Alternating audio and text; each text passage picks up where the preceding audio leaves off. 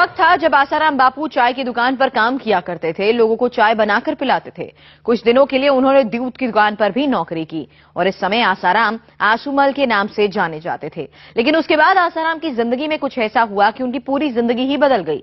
उनके लाखों अनुयायी बन गए और उनके पास करोड़ों की दौलत भी आ गई। टीवी पर पहली बार हम आपको दिखाने जा रहे हैं आसाराम के आसूमल से बापू बनने की पूरी कहानी। आसूमल से आसाराम बनने की कहानी क्या है? कैसे आसाराम एक व्यापारी से बापू बन गए? चाय की दुकान पर काम करने वाले आसूमल ने कैसे हजारों करोड़ों रुपए का साम्राज्य खड़ा कर लिया? ये बताने के लिए आपको ले चलते हैं आजादी से पहले, जब पूरा देश अंग्रेजों को भगाने के लिए एकजुट हो चुका था। उस समय आज के पाकिस्तान में आसाराम का जन्म हुआ। 17 अप्रैल 1941 इसी दिन सिंध प्रांत के बरानी गांव में एक बच्चे का जन्म हुआ था। पेशे से व्यापारी थियुमल सिरुमलानी और महंगी बा के घर एक बेटे ने जन्म दिया। बेटे का नाम रखा गया आसूमल। लेकिन आसूमल ज्यादा वक्त तक पाकिस्तान में नहीं रह पाए। बंटवारे के बाद 1947 में आसूमल का परिवार अहमदाबाद के पास मणिनगर आ गया। आसूमल के पिता थाउमल पाकिस्तान में कोयला और लकड़ी बेचते थे। आसाराम से पहले उनकी 3 बहनों का जन्म हो चुका था। जब बेटे आसाराम का जन्म हुआ तो परिवार बेहद खुश हुआ, लेकिन पिता की ये खुशियां ज्यादा सालों तक टिक नहीं सकी, क्योंकि आजाद होते ही देश बंटवारे की आग में जलने लगा और आसाराम के पिता को अपने परिवार के साथ हिंदुस्तान में शरण लेनी पड़ी। उनके पिता ने उनका दाखिला इलाके के ही एक स्कूल में करा दिया। आसूमल अब 10 साल के किशोर हो चले थे। आसूमल जब छोटे थे तब उनके पिता थाउमल का देहांत हो गया। अब परिवार की जिम्मेदारी आसूमल के कंधों पर आ गई। परिवार मणिनगर से अब गुजरात के मेहसाणा के बीजापुर चला गया। यहाँ आसूमल के रिश्तेदार रह रहे थे। थोड़ा वक्त बीतने के बाद 1958-59 में आसूमल ने जिंदगी में पहली बार किसी काम में हाथ आजमाया। आसूमल अपने रिश्तेदार की चाय की दुकान चलाने लगे थे। 17 साल की उम्र से ही आसूमल ने एक चाय की दुकान पर काम करना शुरू किया था। कईयों का मानना है कि आसूमल ने इस दुकान में लंबे अरसे तक काम किया और यहीं से उन्होंने लंबी दाढ़ी भी रख दी। इसी दौरान पहली बार आसूमल और आरोपों का आमना सामना हुआ। बताया जाता है कि 1959 में आसूमल और उनके परिवार वालों पर शराब के नशे में हत्या करने के आरोप लगे, लेकिन सबूत न मिलने की वजह से आसूमल बरी हो गए। हत्या के आरोप से बरी होने के बाद आसूमल ने बीजापुर छोड़ दिया। अपने अतीत से पीछा छुड़ाने के लिए वो अहमदाबाद के सरदार नगर इलाके में आ गए। वो 60 का दशक था। यहाँ भी आसाराम को जानने का दावा करने वालों ने आसूमल के अतीत के बारे में हैरान करने वाली बातें ही बताई। काडूजी ठाकुर का दावा है कि कभी वो और आसूमल दोस्त हुआ करते थे। काडूजी का कहना है कि आसूमल तब शराब का धंधा करते थे। इस धंधे में आसूमल के 4 साझेदार भी थे। नाम था जमरमल, नाथुमल, लचरानी और किशनमल। काडूजी के मुताबिक ये सभी उनकी दुकान से ही शराब खरीदते थे, जिसे बाजार में बेचकर आसूमल मोटा मुनाफा कमाते थे। काडू जी का कहना है कि वो आसूमल के अतीत को भूल नहीं सकते। सफेद बनियान और नीली निकर पहन के आसूमल उनकी दुकान पर शराब खरीदने आते थे और शराब का पूरा गैलन अपने कंधे पर अकेले लाद कर ले जाते थे। आसूमल को जानने वाले लोग बताते हैं कि 3-4 साल में उन्होंने शराब का ये धंधा छोड़ दिया और महज 300 रुपए में एक दूध की दुकान पर नौकरी कर ली। लेकिन कुछ दिन बाद आसूमल गायब हो गए और जब दुनिया के सामने आए तो आसूमल नहीं, आसाराम बनकर। वो आसाराम जो प्रवचन देते हैं और भक्तों की नजर में आध्यात्मिक गुरु हैं।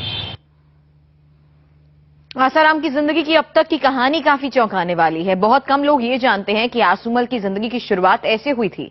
अब हम आपको दिखाने जा रहे हैं आसूमल के आध्यात्मिक गुरु बनने का सफर। सवाल यह है कि आसूमल एक आम शहरी से आध्यात्मिक गुरु आसाराम कैसे बन गए। ये कहानी शुरू होती है 70 के दशक में। कहते हैं अध्यात्म की तरफ मुड़ने से पहले आसूमल ने कई तरह के धंधों में हाथ आजमाया, लेकिन सवाल ये भी है कि आखिर आसूमल ने अध्यात्म की तरफ मुड़ने का फैसला क्यों किया। दरअसल आसूमल की मां आध्यात्मिक प्रवृत्ति की थी। कहते हैं मां का प्रभाव ही उन्हें अध्यात्म की तरफ खींच ले गया। आसूमल पहले कुछ तांत्रिकों के संपर्क में आए। उन तांत्रिकों से आसूमल ने सम्मोहन की कला भी सीखी। वो प्रवचन भी देने लगे, लेकिन तब तक वो इस कला में पूरी तरह से माहिर नहीं हुए थे। आसूमल की दौड़ अध्यात्म की ओर थी। वे इस लाइन में खुद को सहज पा रहे थे। इस दौड़ ने उन्हें बापूजी की उपमा दे दी। आसुमल को अध्यात्म की तरफ मुड़ता देखकर उनके परिवार को चिंता हुई। आसुमल की शादी तय कर दी गई। आसाराम की आधिकारिक वेबसाइट के मुताबिक शादी से बचने के लिए आसुमल घर से भाग गए। परिवार वालों को 8 दिन के बाद वो भरूच के एक आश्रम में मिले। आखिरकार परिवार वालों के सामने आसुमल को झुकना पड़ा। लक्ष्मी देवी से उनकी शादी हो गई। लक्ष्मी देवी ने आसाराम को 2 संतानें दी, बेटा नारायण प्रेम साई और एक बेटी। आसाराम के बारे में कहा जाता है कि 1968 में वो घर छोड़कर तीर्थ यात्रा पर निकल गए।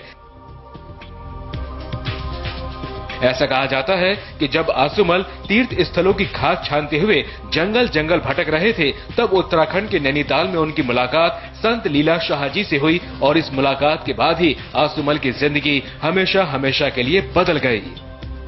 महाराज जी आसाराम जी और हमारे गुरु योगेश्वर भगवान सदगुरु स्वामी लीला शाह महाराज जी से नहीं बहुत वर्षों से उनके साथ रहे। आसुमल ने लीला शाह जी को अपना गुरु बना लिया और अपना नाम बदलकर आसुमल से आसाराम रख लिया।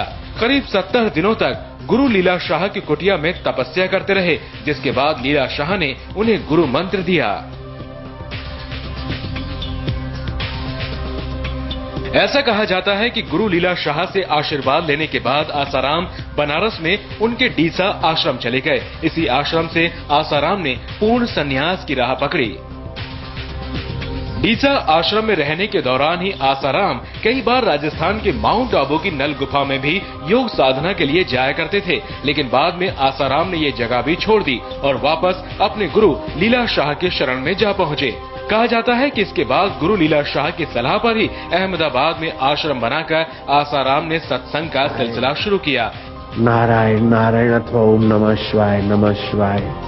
लेकिन आसाराम के करीबी बताते हैं कि उन्होंने अपने गुरु का भी कई बार अपमान किया, जिसकी वजह से लीला शाह उनसे नाराज रहने लगे थे। आसाराम बापू रखा ना, आसाराम बापू नहीं, खाली आसाराम ही रखा था। बापू तो बाद में नाम पड़ा, लेकिन उसने स्वामी जी लीला शाह के भी 1-2 बार बेदबी कर दी थी वहां पर नैनीताल में भी, क्योंकि बिना आज्ञा नैनीताल में आने का आर्डर मना था। ये बिना आज्ञा लेके स्वामी लीला शाह के आने से पहले ही वहां पहुंच गया। स्वामी जी ने उसको डांटा और फिर उसको भगा भी दिया वहां से, क्योंकि स्वामी जी की बेद भी इसने 2 बार करी थी। एक बार माउंट आबू में किया था और स्वामी लीला शाह ने उसको कहा तू बदमाश है, यहाँ से निकल। 2 बार उसको निकाला था अपने आश्रम से।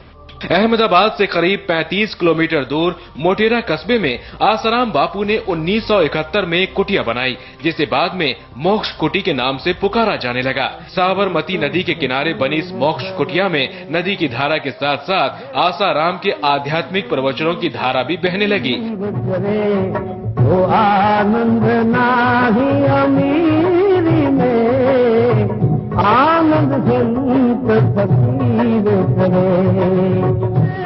जैसे जैसे आसाराम बापू की शोहरत इलाके में बढ़ी, उनके लिए लोगों की श्रद्धा भी बढ़ती चली गई और इसी के साथ आश्रम में आसाराम के भक्तों की भीड़ भी बढ़ती चली गई।